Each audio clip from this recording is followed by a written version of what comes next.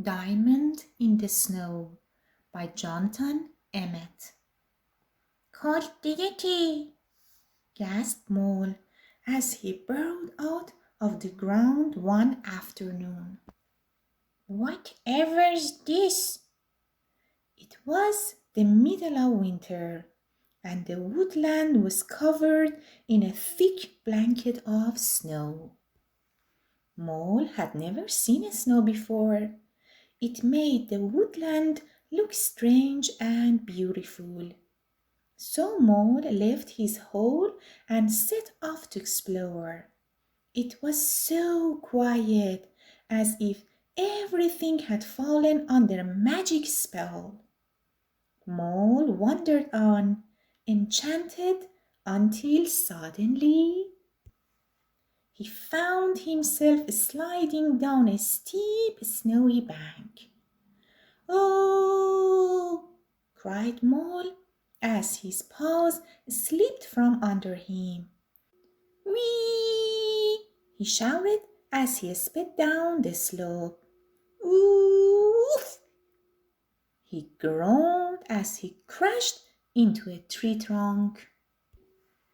Mole picked himself up and then gasped with surprise. Something smooth and sparkly was sticking out of the snow beside him. Mole was sure that it hadn't been there a moment ago. "It's as if it appeared by magic," thought Mole. "It looks like a diamond," he decided. "I must take it home." Mole carried the diamond back up the steep bank. It was hard work. The diamond had become wet and slippery, and was very difficult to hold. "Rat!" said Mole, as he stumbled and the diamond shot up out of his paws. "It's as if it's trying to escape," gasped Mole as he chased it down the slope. "Perhaps it's a magic diamond," he thought. "Phew!" panted Mole when he finally reached the top of the bank. He was hot and tired, but he hurried on, anxious to get home. By now he was sure that the diamond was magical, because it was changing shape in his paws. He was almost home when he suddenly realized that his arms were empty. The diamond had disappeared right from under his nose. Just then a snowball came whizzing through the air, closely followed by Hedgehog, Squirrel, and Rabbit.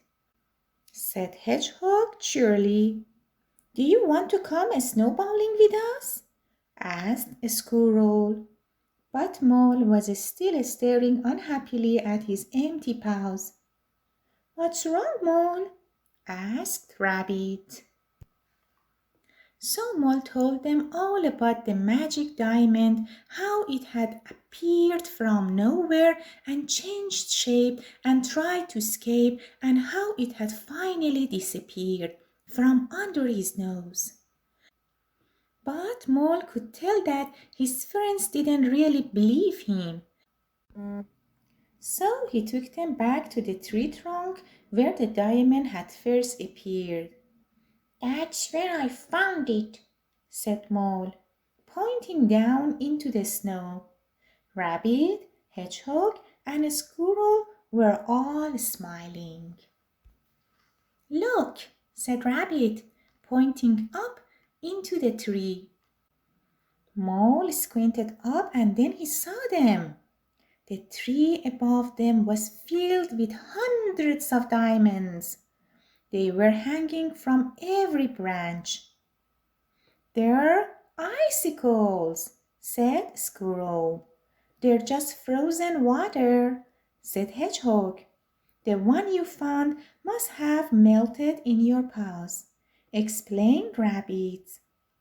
So it wasn't magic then, said Mole sadly. Not really, said Rabbit kindly. The four friends set off up the bank again, but when they got to the top, Mole glanced back to take one last look at the icicle tree. Wait a minute, he said excitedly. Look! The sun was setting over the snowy woodland, casting its last rays into the branches of the tree, making each icicle shimmer with a beautiful golden light. It was the most spectacular thing any of them had ever seen. Mole, Rabbit, Hedgehog, and Squirrel stood staring at the tree, enchanted until the last of the light had died away. That was marvelous,